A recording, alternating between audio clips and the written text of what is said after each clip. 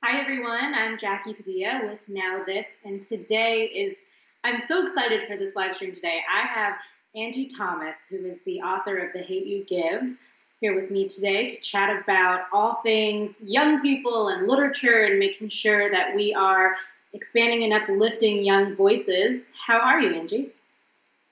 I'm doing well, all things considered. So to be able to even say that is a blessing.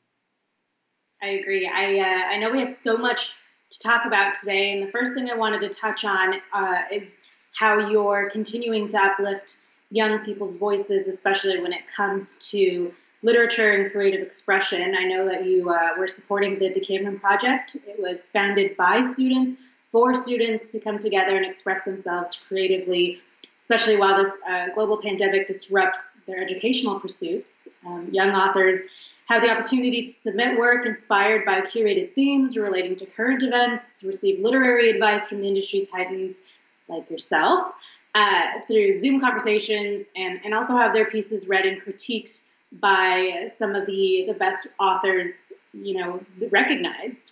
Um, it's definitely a project that believes that telling stories and sharing perspectives has a unique power to unite us in this time of hardship, and really just an opportunity to give young people a platform for them to use their voice.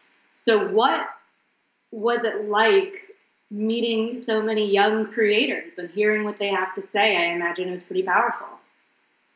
Absolutely. They give me so much hope. We call them now Generation Zoom. Generation Zoom gives me so much hope. Like these young people, not only are they willing to listen and learn, they're willing to speak up and speak out. They're willing to build platforms to make themselves heard. I've often been called their voice, but I'm like, nah, they have their own voices. If nothing else, I want to be their microphone.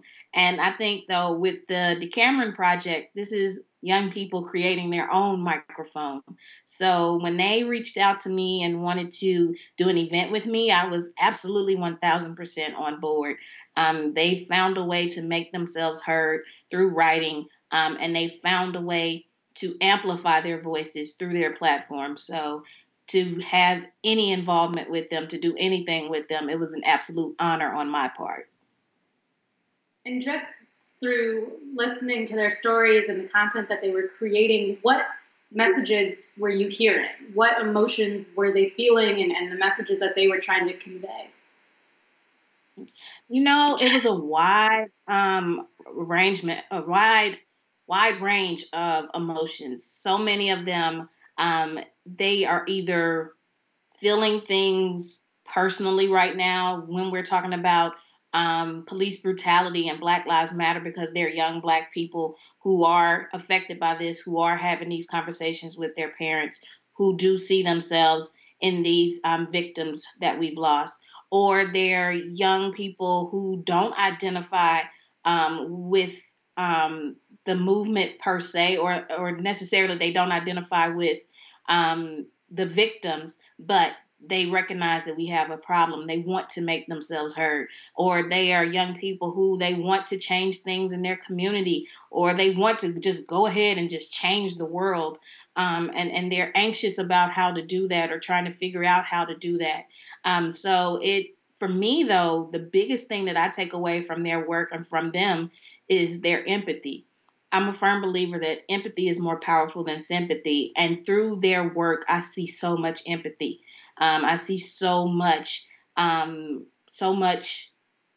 anger and hurt and frustration on behalf of victims of police brutality. But I also ultimately see hope, and I think that's what is that's what is one of our biggest weapons, hope. And so I got that from their work. I got that from them, and it gave me hope. And it seems like something we just need to, one, do a better job of to make sure we're hearing young people and actually actively listening. What damage do you think could be done if we don't amplify young voices and we continue just hearing, the older generation messaging that's been consistent over the years?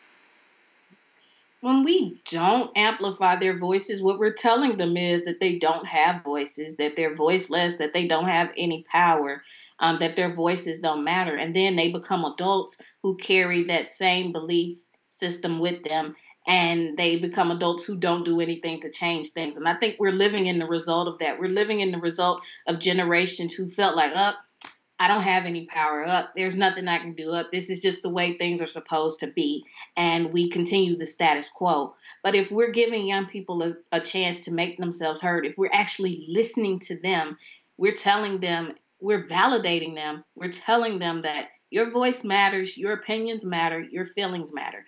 I think as adults, we all are guilty of making young people feel as if those things, their feelings don't matter or any of that. Oh, you're being too this, too that, when the thing is, we need to listen to what they're saying. Because one, we can learn a lot. Two, we can do things to make it better for them in the future. And three, we will help create better leaders going forward. So it all benefits not just them, but it benefits us to listen to them and to give them those opportunities to make themselves heard. Well, I know our audience is pretty familiar with your work, especially The Hate U Give and the adaptation on the big screen. I really wanted to talk with you about a really important scene that I saw with the messaging directly to kids from their parents about, how we approach police brutality, and you're proactive and to be mindful of the community that you represent. What's your best piece of advice to be explaining this right now to young people who might not fully understand why we're seeing such a big divide, and why these conversations of racism and systemic issues are so relevant right now, but to someone who's 6 years old can't really put their mind around it just yet? Mm-hmm. For parents or caregivers, it's a difficult conversation to have. When I was around 10 years old, I was sat down by a cousin, and he told me how to act if I were ever approached by a police officer. Now, here's the thing. My cousin himself was a cop. He was a pretty well-known cop here in Jackson, Mississippi. And he knew that some of his fellow officers tended to abuse their power. And he wanted me to be as prepared as I could be in the instance that I came across one of those officers. For parents right now, a lot of times they're like, well, how old is too old, or how young is too young? When do I have these conversations? Now, a lot of times it's been made to seem as if only Black parents need to have these conversations. But no, I need white parents to have these conversations with their kids, in the sense of I need them to make their kids aware of what Black parents and Black kids have to deal with in this country. I think we need to all have these conversations. And how young is too young? That depends on the child. But there are so many resources out there right now, specifically through books, that will help young people understand at the level that they're at. These difficult conversations are important, because the more we continue to avoid them, we continue to let them happen. So unless we address it head on, it's just going to fester, and it's just going to keep going on and on and on. And we need awareness from our young people. We need them aware. We need them to know, because once we're aware, we're going to change things. When we know that things are happening, we are become more dedicated to actually fixing them. And that's not saying that your 6-year-old has to go out there and fix anything. No, but I want your 6-year-old to know what's happening to the degree that they can understand, because that doesn't mean you're taking away their innocence. No, what that actually means is that you're preparing them for a world so that they will stop this from happening once they get older. We're raising young leaders right now. That kid you're talking to right now could end up being a president one day, and they should be aware of things and know things and have an understanding at their age that they can handle, so that they will be better adults. Because what we're dealing with right now, in a lot of sense, is adults who have purposely been unaware. And we see what happens when you are unaware. When you're unaware, you don't have empathy. And when you don't have empathy, you don't care enough to change things. And it's certainly not a one-time conversation. I'm sure that the first discussion opens the door to other conversations, as you get older and more issues come into play. Oh, absolutely, absolutely. It's an ongoing conversation. It absolutely is. And the thing about it too, by having these conversations, what we're also doing is we're not allowing young people to become colorblind. There is nothing wrong with seeing color. There's nothing wrong with looking at me and seeing that I'm a black woman. The problems come when you use color as a means of making yourself superior and others inferior, or you use it as a means to make stereotypical judgments. That's when color becomes a problem. But there's nothing wrong with looking at me and seeing color. So often we make young kids, especially when they see someone in public and they're like, if it's like their first time seeing someone who's unlike them, they'll be like, oh, look, that person is black or brown or whatever. And a lot of times parents will be like, no, no, no, no, no, don't do that. There's nothing wrong with that kid noticing that. That black person knows they're black. There's nothing wrong with seeing color. In fact, I need you to see the things. I need you to see that I am a black woman so that you can see the things that affect me as a black woman. So by having these conversations, we're no longer allowing young people to be colorblind. Just say no to colorblindness. That's my motto. Just say no to colorblindness. Let's celebrate the ways in which we're different. Let's celebrate the beautiful differences between us, and let's see color. There's nothing wrong with that. Now, let me ask you this. In those conversations, how does the tone change between a young boy and a young girl? Is there some approach that differs depending on that? I would say, as a black woman, I'm going to say no, because although so often the focus, when we're talking about police brutality, it goes on black men and young black boys. The fact of the matter is black women are affected as well. We just don't talk about it as much. Black women are the victims of police brutality as well. So a lot of times the conversations are going to be the same. And that's just fact. So I think it's pretty much a similar conversation. Because again, whether you're a black man or black woman or non-binary, you're affected by these things. And how does it feel to see that your work, whether it's in the book form or the movie form, is kind of the catalyst for these conversations and sparking new, dialogue within families? Mm-hmm. It's both, to a degree, an honor, which feels weird to say at times, but it's also humbling. It's an honor to know that people trust in my work enough, or trust in me as an author enough, that they recommend my book to others, or that they decide to pick up my book and read it. That they've heard all of these amazing things about it, that they decide to give it a chance. So that's an honor. But also to know too that here we are 3 years after The Hate U Give has come out, and it's still as relevant as ever. 3 years isn't that long, no, but when you're talking about books, 3 years, a lot of books have come out in 3 years. But yet here we are, we're still having these same conversations 3 years later. I'm glad to know though that it has become a tool for not just young people, but older people. It's become a tool for parents. It's become a tool for educators, for families to have these conversations, or to make themselves a little more knowledgeable of what's going on. I've had a lot of young people write to me and say, wow, Angie, your book is coming to life.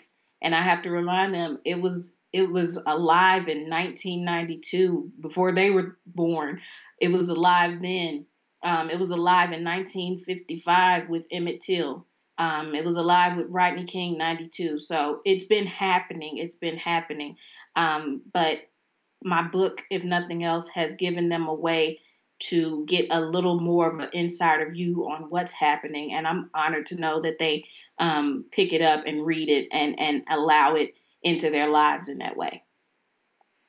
And I know we're in summer right now, but when kids do go back in the fall, what are you hoping shifts in education? How can educators ensure that we're highlighting history that's happening now, but also, years prior, decades before, and ensuring that we're telling the right stories and depicting the right things as we're watching so many different parts of the nation, whether it be flags or sports logos or whatever the case might be, all these things shifting and tracing back to decisions that were made decades ago. Mm-hmm. The big thing for educators is to pay attention to your sources. When we're talking about literature, when we're talking about books, there are a lot of books that discuss race and racism. And I would say pay attention to who wrote those books. Pay attention to when those books were written. We want to talk about things, especially that are going on right now, because that's what our young people are dealing with. And I think we have to create classrooms in which, one, young people are allowed to make themselves heard, but two, they're allowed to be wrong, because we're all wrong at one point or another.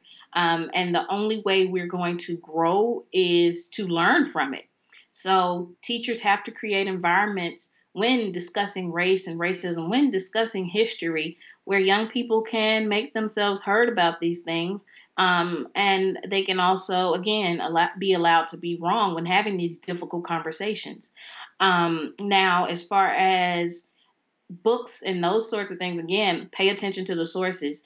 I would say if you want to have books that discuss what's happening right now, look to Black authors. I'm a firm believer in that. And that's not to say no one can write, people can't write what they want to write. You can write whatever you want to write. But I believe you're going to get a more authentic point of view on some of these things from a Black author. So definitely pay attention to your sources. But again, create environments where kids can make themselves heard and they can have these difficult discussions if need be. And teachers, allow yourselves to be wrong. Some of you are gonna step into the classroom with your own internal biases, and sometimes that has to be called out, that has to be corrected, and be okay with being wrong and growing.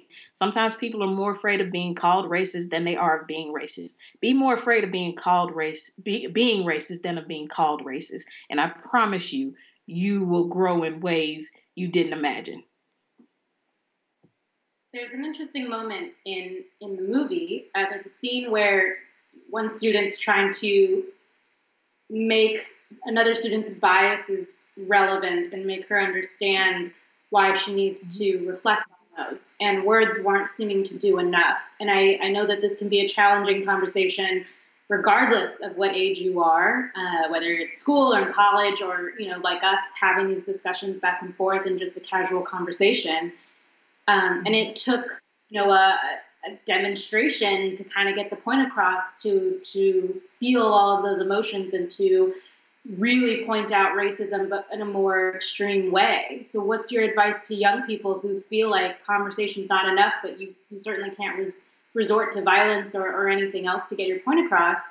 How do you have that constructive conversation to make someone get it? Mm-hmm. Well, it's always tough to try to make someone get it, because some people are so stuck in their ways. And again, some people are more offended at the idea of being called racist than of being racist. My advice to young people is to, one, know who you are, know what you believe. Two, understand that you may not be able to change everybody's opinion, and that's okay. But three, if this is someone you really truly care about, try to have that conversation with them. And if you're harmed by their viewpoints, allow yourself to walk away from that situation. I hate to spoil my own book and movie, but we see in The Hate U Give with the relationship of Star and Haley that eventually Star realizes, I can't change her.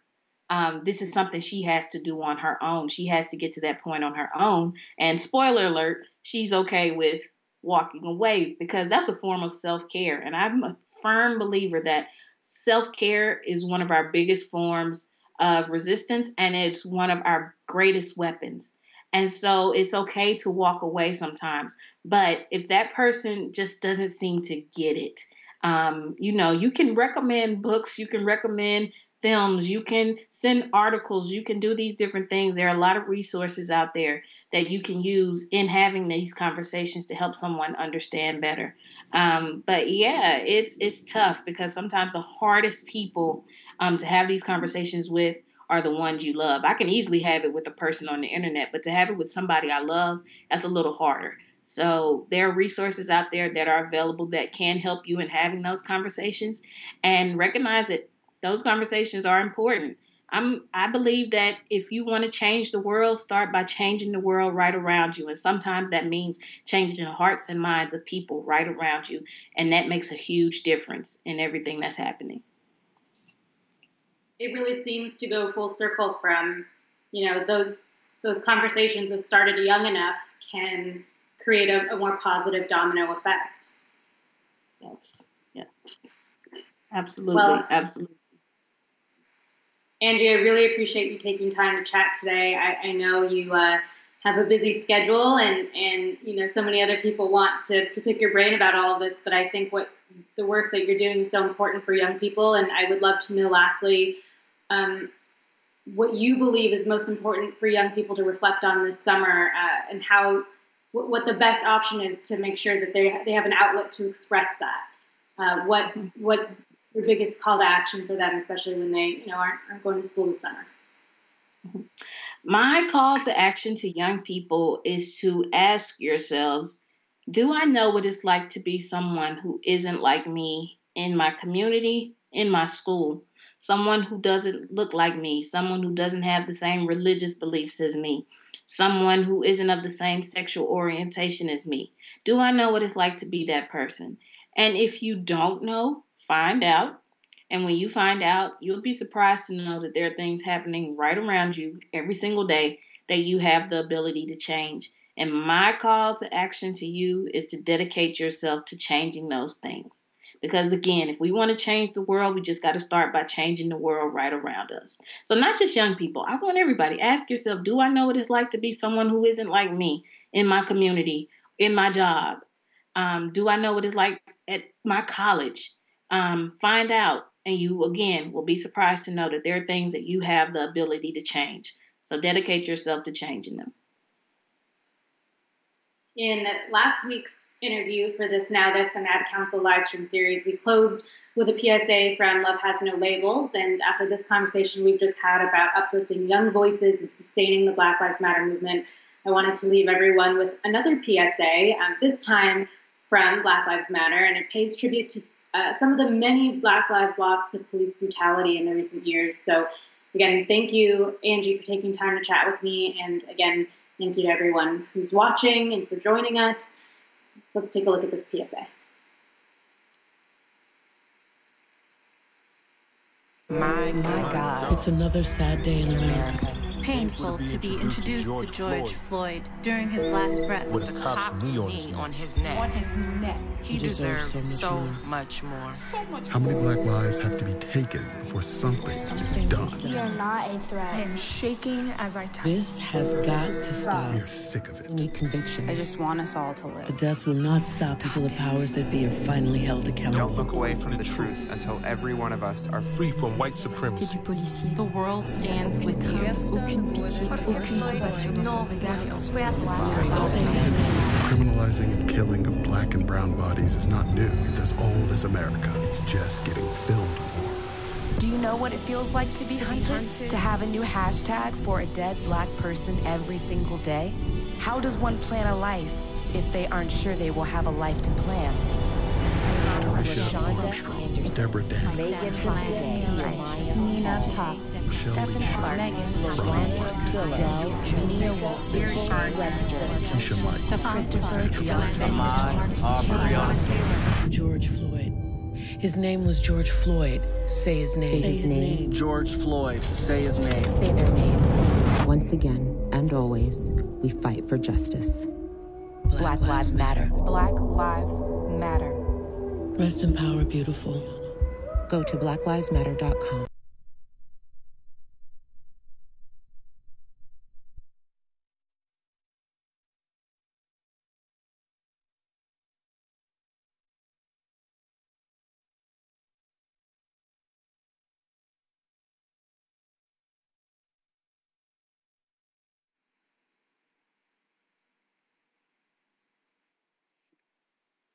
Great, Angie. All right. Thank y'all so much. Thank you. I really enjoyed today's conversation. I really appreciate you taking time. And again, I'd love to stay connected and work with you on other stuff. If there's ever a time where you just, we do op-eds. If you ever just want to share something that's on your mind and you want to spread a message, that's fine. If you have a project you're working on, please, let's stay in touch. I would really appreciate that. That would be awesome. Thank you. Thank you. Thank you. I know I'm connected through the Decameron Project, but is there a better way to reach out to you if we ever want to work direct one-on-one? Yeah.